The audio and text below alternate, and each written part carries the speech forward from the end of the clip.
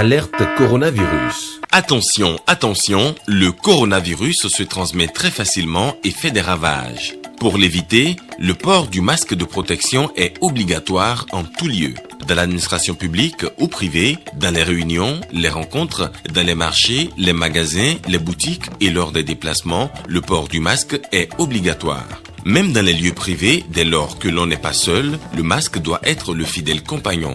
Mais attention, le port de masque de protection ne dispense nullement d'appliquer les autres mesures de prévention, notamment le lavage des mains à l'eau et au savon et l'observance de la distance de sécurité sanitaire d'au moins 1 mètre entre personnes. Enfin, s'abstenir de porter des gants en vue du lavage régulier des mains à l'eau et au savon ou de l'application de gel hydroalcoolique. Pour tout savoir sur l'épidémie du coronavirus au Bénin, rendez-vous sur le site web www.gouv.bj/coronavirus. Ceci est un message du gouvernement de la République du Bénin. De cette édition, la Banque Ouest-Africaine de Développement est nouveau patron depuis hier. Son nom, Serge Ekoué, le portrait de nouveau président de la BOAD dans cette édition.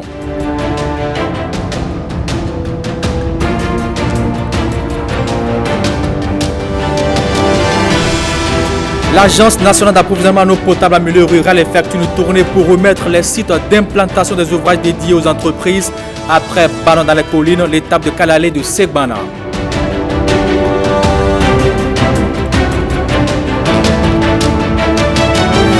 Puis au Mali, les choses sont allées très vite après la mutinerie d'hier. Le président malien a remis tôt ce matin sa démission. Il serait toujours gardé au camp militaire de Katine, banlieue de Bamako.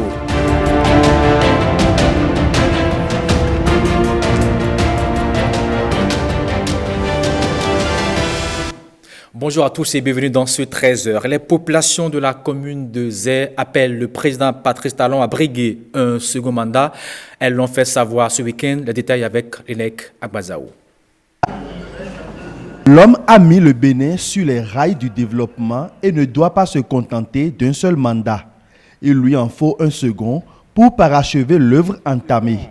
C'est le message ici porté en chœur par les jeunes et femmes de la commune de Zé qui rêvent de la réélection de Patrice Talon en 2021. Nous, jeunes de la commune de Zé, prions son Excellence le président Patrice Talon de bien vouloir accepter de déposer sa candidature pour les élections présidentielles de 2021. Ce faisant, il pourra poursuivre et finir l'œuvre entamée dans l'intérêt de la jeunesse béninoise en général et celle de Zé en particulier. Secteur par secteur, le curseur est mis sur les nombreuses actions de développement engagées par l'actuel chef de l'État, lesquelles actions méritent d'être conduites à leur terme. Depuis avril 2016, nous avons eu l'agréable plaisir de constater que le président Patrice Talon a démarré la mise en œuvre d'un vaste programme d'action qui amorce le développement tant attendu par le peuple béninois. Les problèmes d'emploi qui constituent une hantise pour les jeunes depuis des dizaines d'années qui sont progressivement en voie de résolution. La corruption et la mauvaise gouvernance qui empêchaient de mobiliser des ressources nécessaires à la création des conditions d'emploi sont conjuguées au passé. Le vaste programme de construction des voies publiques et des pistes rurales, la mise en œuvre du programme d'électrification rurale. Chers sœurs, vous n'êtes pas sans savoir que notre président a tellement œuvré pour l'amélioration de nos conditions de vie à travers ses multiples œuvres, salvatrices notamment, l'augmentation sensible du montant du microcrédit, la construction et la modernisation des marchés, la construction à Z d'un marché international à bétail, générateur de nombreuses activités rentables pour les femmes, la dotation en eau potable des villages à travers la construction des forages. L'autorité communale a promis de transmettre le message acquis de droit. Une impressionnante délégation de l'Union progressiste est venue au nom du parti soutenir l'initiative de Zé. Vous avez pleinement raison. Je crois que nous tous, nous qui sommes vos devanciers, vos aînés, nous qui sommes les responsables des formations politiques qui soutiennent l'action du gouvernement, nous sommes là. Nous devons emboîter vos pas. Hier, c'était Ouida. Aujourd'hui, c'est Zé. Demain, ce sera ailleurs. Et je serai présent chaque fois que ce sera nécessaire pour dire à la population, laissez de côté toutes vos querelles partisanes et apprécier le travail qui est fait. Appréciez ce que vous voyez. Appréciez ce que vous vivez depuis 2016 à travers les actions du gouvernement, les actions du président Talon. C'est un cri de cœur que j'envoie à travers mon soutien à la commune de Zé. C'est dire au chef de l'État, notre ami, notre frère, le président Talon, d'écouter l'appel des différentes communes pour que nous puissions savoir rapidement qu'il a pris une décision afin que le vrai travail commence sur le terrain. Le vœu de tous ici présents est que l'appel de Zé connaisse un écho retentissant afin que Patrice Talon se déclare candidat à la présidentielle de 2021. La coordination communale à l'ADA des ambassadeurs du nouveau départ a été installée dimanche dernier. La cérémonie d'installation s'est déroulée à la salle de conférence de la mairie d'Alada. Bruno Soali, Jules Akoekou.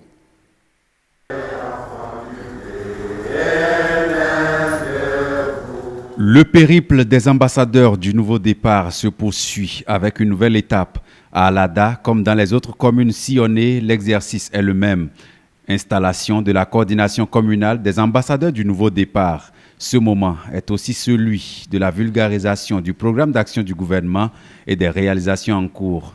Depuis 4 ans, le gouvernement de son Excellence le président Patrice Talon, dans le cadre de l'exécution du PAG 2016-2021, a battu tous les records de mobilisation de ressources, d'investissement et de réalisation d'infrastructures socio-communautaires et routières. Les nombreuses réformes initiées par le régime du nouveau départ qui ont touché tous les secteurs vitaux de l'économie béninoise commencent déjà par porter leurs fruits. Sceptiques, manipulés et intoxiqués par les politiciens en quête de sensations et de popularité, nombreuses sont les populations qui commencent par se rendre compte du bien fondé de certaines décisions difficiles, mais indispensables, prises par le gouvernement dans le cadre de la réalisation de certains projets. Les réalisations du gouvernement du président Patrice Talon ont forcé l'admiration des ambassadeurs du nouveau départ qui ont pris fait et cause pour le pouvoir en place.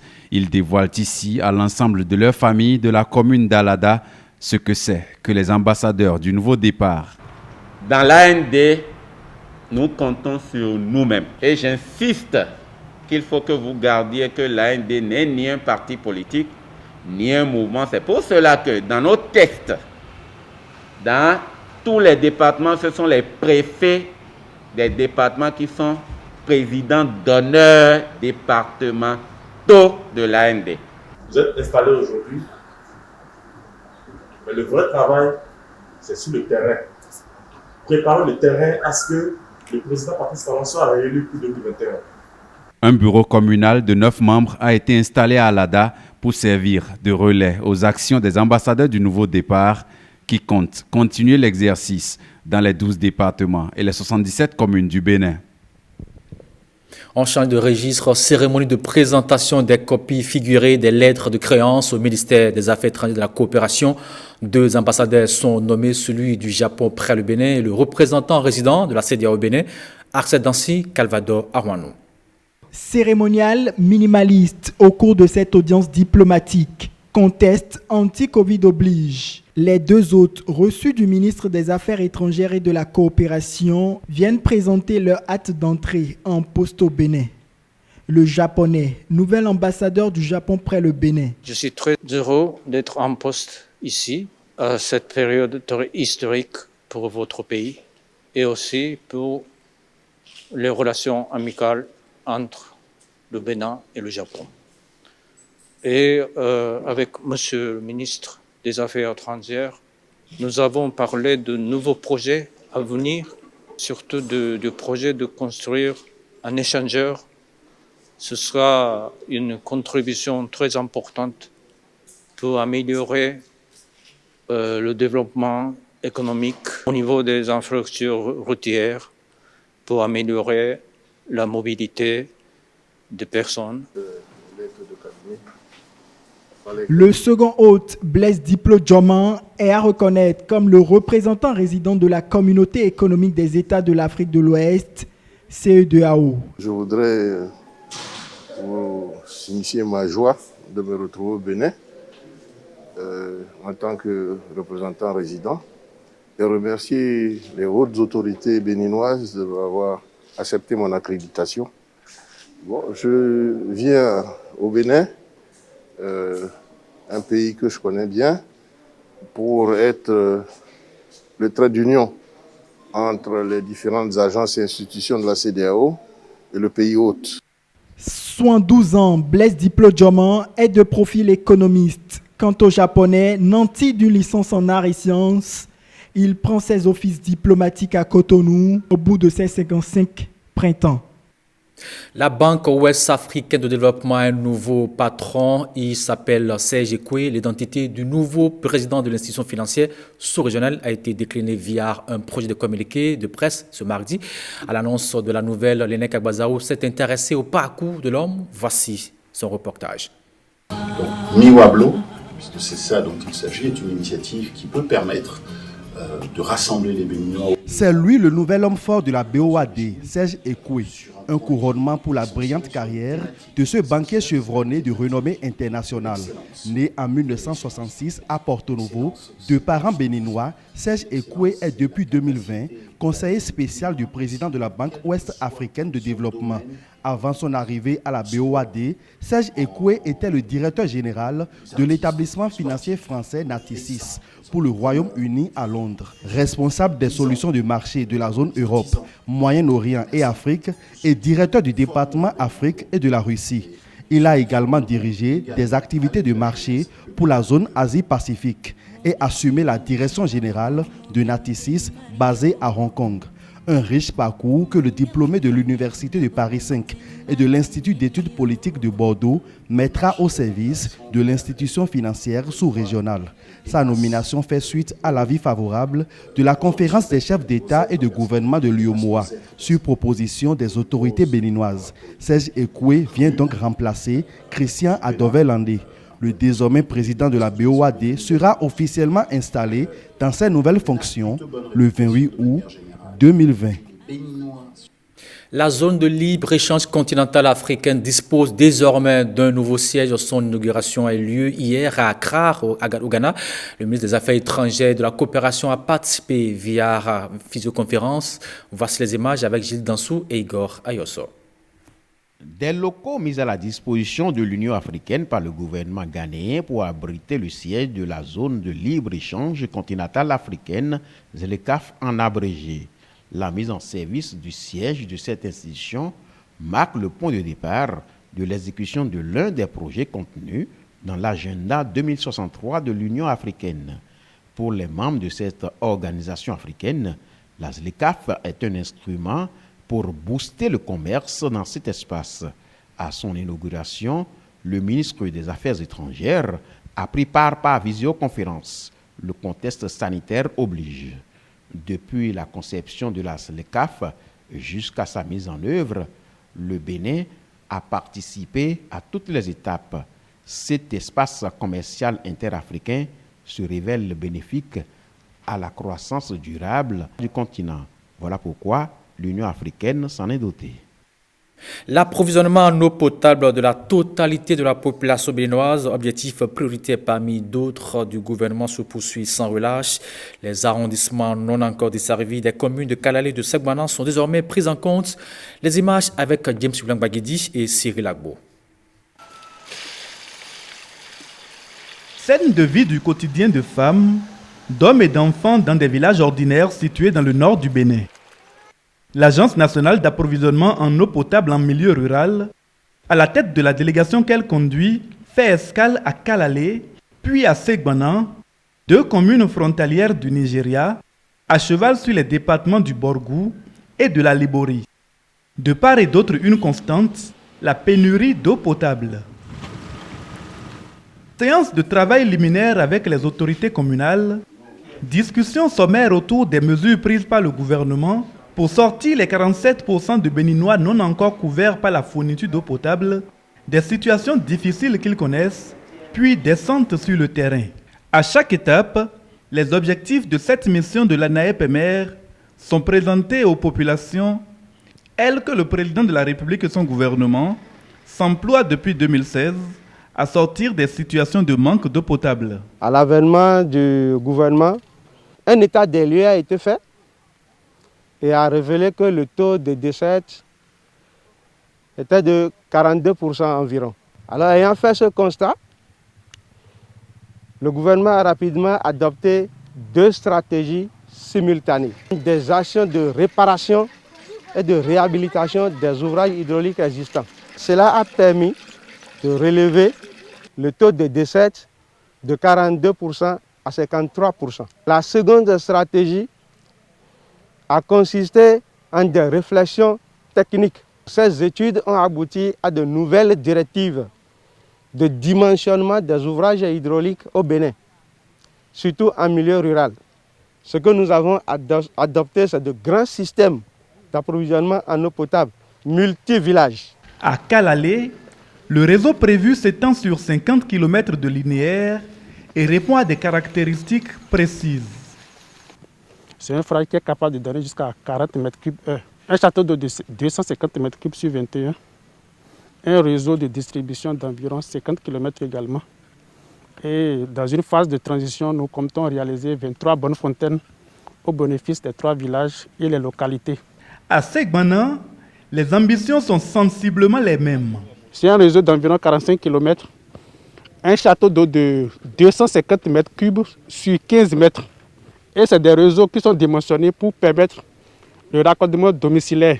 Rigoureusement sélectionné à la suite d'un appel d'offres international, l'entreprise en charge des travaux de ce lot rassure de sa capacité à livrer les chantiers dans les délais impartis, mais pour cela, sollicite la contribution des populations bénéficiaires. Nous sommes ici en tant que famille, premier tout. Nous sommes venus se loger dans les localités, puisque même si nous sommes des étrangers, on est des Africains, plus de ça, on est de pays proches. Et on a plusieurs habitudes ensemble. Tout ce que nous demandons auprès des populations et à la tête de leur maire de la ville, que nous appuyer. Les mesures envisagées pour résoudre les éventuels désagréments nés de la phase de réalisation des travaux sont également exposées. Le projet a fait objet d'une étude d'impact environnemental, ce qui veut dire que pendant sa mise en œuvre, il peut y avoir des impacts environnementaux et sociaux.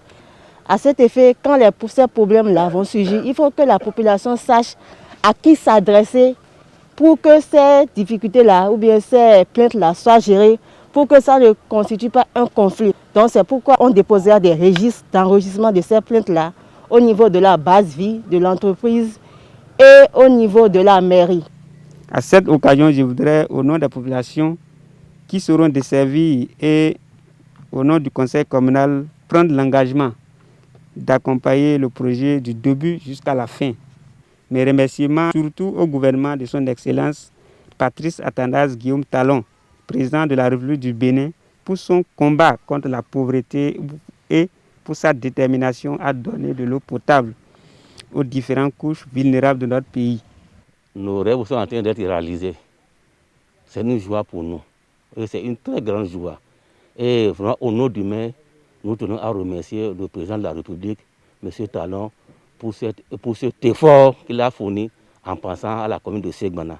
Inscrit au projet 43 du programme d'action du gouvernement et d'un coût global de 21 milliards de francs CFA apporté par la Banque mondiale, la phase pilote d'installation de 16 systèmes d'approvisionnement en eau potable multivillages est destinée à rapprocher la précieuse ressource claire de ceux qui ici souffrent encore si cruellement de sa rareté. Une importante quantité d'œufs saisis par les forces de sécurité et les agents de contrôle de la direction de l'agriculture du Borgou est détruite ce lundi à Parakou. L'opération de destruction a eu lieu dans l'enceinte de la direction départementale à Parakou, Colomba Madi, Bekalonwati. Depuis quelques semaines, circulent sur le marché béninois des œufs frauduleusement introduits par les importateurs, malgré le communiqué de presse du gouvernement relatif à l'interdiction temporaire d'importation. Au cours de cette opération d'incinération, 240 plateaux d'œufs de qualité douteuse sont détruits. Elle intervient suite à la saisie effectuée par les forces de sécurité et les agents de contrôle de la direction de l'agriculture du Borgou. Cela s'inscrit dans le cadre de la mise en œuvre de l'arrêté interministériel en date de 2005. C'est l'arrêté numéro 3889 qui interdit l'importation des œufs. Et suite à ça, le 16 juillet passé, il y a eu aussi un communiqué interministériel qui interdit temporairement l'importation des œufs des tables sur le territoire béninois. Il y a les agents de contrôle au niveau de la commune de Tchaourou, précisément dans l'arrondissement de Sanson, qui ont arrêté un commerçant qui détenait des œufs, des tables venant de Nigeria. Ça fait 120 plateaux et c'est ça que vous voyez derrière nous. Ça, c'est le vendredi soir, ça. Et le samedi passé, dans la matinée aussi à Chikandou, avec l'appui de la douane nationale, les agents de contrôle des produits animaux se trouvant au niveau de la frontière de Chikandou, ils ont arrêté aussi un commerçant qui détenait aussi 120 plateaux. Et c'est les deux, ça fait 240 plateaux. C'est ça, nous sommes en train de détruire derrière nous là. Ils invitent les commerçants à se conformer aux dispositions réglementaires. Nous leur demandons d'arrêter d'abord, puisque nous avons la production nationale qui est là, que nous devions protéger. Donc jusqu'à présent, jusqu'à nouvel ordre, ils doivent savoir que c'est interdit d'importer les œufs de l'extérieur sur notre territoire. Je demande à la population vraiment d'être vigilante. C'est vraiment dur de voir des œufs détruits.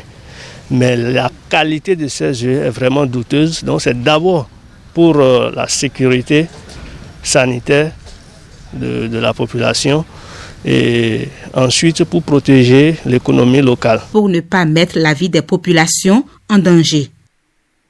D'année en année, le médiateur de la République se montre prolifique. Un nombre de dossiers traités avec compétence et abnégation. Le record battu depuis 2006, année de création de l'institution, c'est l'année 2019 qu'il a enregistré avec 792 recours adressés par les citoyens béninois. Résultat que Joseph Nyonofou, numéro 1 de l'institution, a présenté ce mardi à la presse.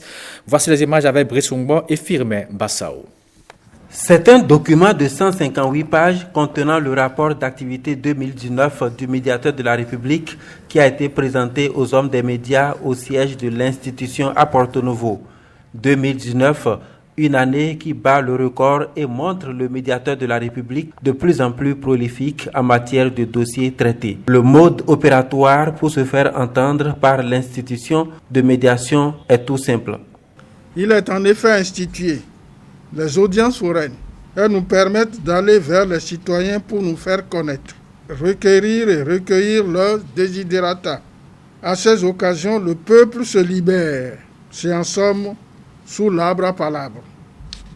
Nous avons engrangé beaucoup de plaintes au cours de ces audiences qui se sont déroulées en 2019 et qui ont conduit les différentes équipes à Materi, à Kopargo, à Malanville, à Gogounou, à Lalo et à Kovey. Aux audiences foraines viennent s'ajouter les sessions annuelles et les séances de concertation avec les points focaux. Les élections législatives de 2019 ne sont pas passées sous silence car l'institution a également pour rôle de garantir la paix, le dialogue et la concorde nationale. Des messages de paix ont été délivrés, diffusés. Cette rencontre avec les hommes des médias, devenue une tradition depuis quelques années, montre bien le rôle important de la médiature dans le renforcement de la démocratie et l'état de droit au Bénin.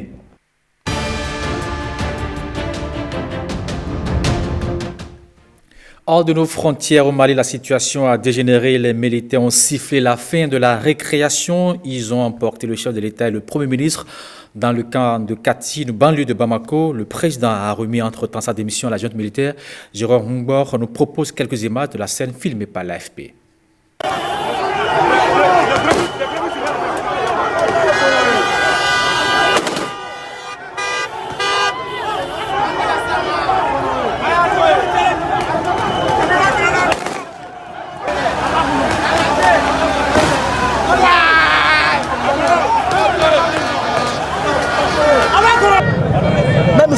accepte. Nous les femmes quand même, on ne va pas accepter. Il a été maudit par le bon Dieu. C'est pour ça que les militaires sont levés aujourd'hui. Parce que ce qu'il a fait, c'est pas normal.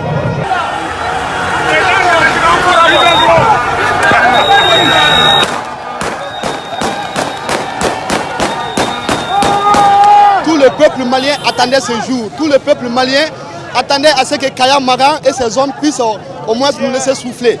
Aujourd'hui, franchement, on n'a pas de mots pour exprimer ce que nous avons sur le cœur. On ne peut que dire Dieu merci, et que Ibeka et sa bande puissent nous foutre de la paix. Dieu merci. Le Mali tout entier a été libéré aujourd'hui par une force républicaine. La population malienne le soutient de haut et en bas. Vraiment, nous sommes très très contents. Il n'y a pas l'éducation, il n'y a pas la santé, il n'y a pas la sécurité. Tout a été dit au Michi. Nous ne voulons pas écouter son peuple.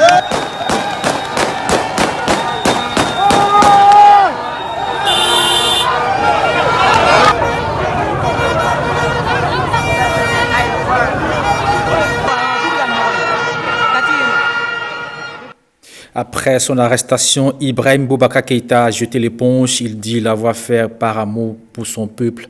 Voici les images, on l'écoute. Il a plu à certains éléments de nos forces armées de conclure que cela devait se terminer par leur intervention. Ai-je réellement le choix d'y soumettre? Car je ne souhaite qu'aucun sang ne soit versé pour mon maintien aux affaires. Après des semaines de turbulences, de manifestations diverses, ponctuées hélas par des victimes devant lesquelles je m'incline, que je n'ai jamais souhaité, chacun dans ce pays le sait. Je n'éprouve aucune haine vis-à-vis de personne. Mon amour pour mon pays ne me le permet pas. Que Dieu nous sauve. Alerte coronavirus. Attention, attention, le coronavirus se transmet très facilement et fait des ravages. Pour l'éviter, le port du masque de protection est obligatoire en tout lieu. Dans l'administration publique ou privée, dans les réunions, les rencontres, dans les marchés, les magasins, les boutiques et lors des déplacements, le port du masque est obligatoire. Même dans les lieux privés, dès lors que l'on n'est pas seul, le masque doit être le fidèle compagnon. Mais attention, le port de masque de protection ne dispense nullement d'appliquer les autres mesures de prévention, notamment le lavage des mains à l'eau et au savon et l'observance de la distance de sécurité sanitaire d'au moins 1 mètre entre personnes. Enfin, s'abstenir de porter des gants en vue du lavage régulier des mains à l'eau et au savon ou de l'application de gel hydroalcoolique. Pour tout savoir sur l'épidémie du coronavirus au Bénin, rendez-vous sur le site web www.gouv.bj/coronavirus. Ceci est un message du gouvernement de la République du Bénin. Voilà qui vient boucler cette édition de la mi-journée. Merci d'avoir suivi et passez tous une bonne après-midi. À tout à l'heure.